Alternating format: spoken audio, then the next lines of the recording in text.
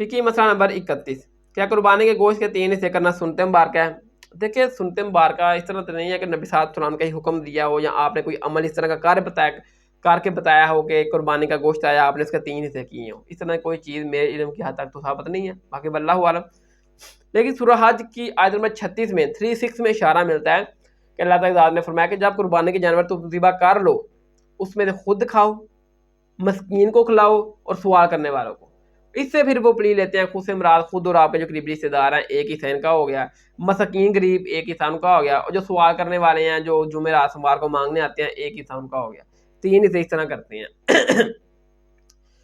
لیکن یہ آپ نے یاد رکھنا ہے کہ ایسا نہ ہو کہ جو ایک حصہ آپ اپنا کریں اس میں آپ سارا بوٹی ملائی گوشت اکٹھا کر لیں، اور جو پھر رشتہ داروں کا جو غریبوں کا ہے اس میں آپ ہڈیاں ہوں اور تھوڑا بڑا گوشت ہو، اور جو بالکل غریبوں کا ہو مسکین کا سوال کرنے والوں کا وہ بالکل چربی ہو۔ نہیں، آپ نے اس معاملے میں ایسا نہیں کرنا، بالکل ایکول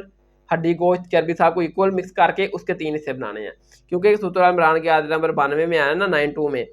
اللہ تعالیٰ ذات نے فرمایا کہ تم ہرگز نیکی کے اعلیٰ درجے کو نہیں حاصل کر سکو گے جب تک کہ تم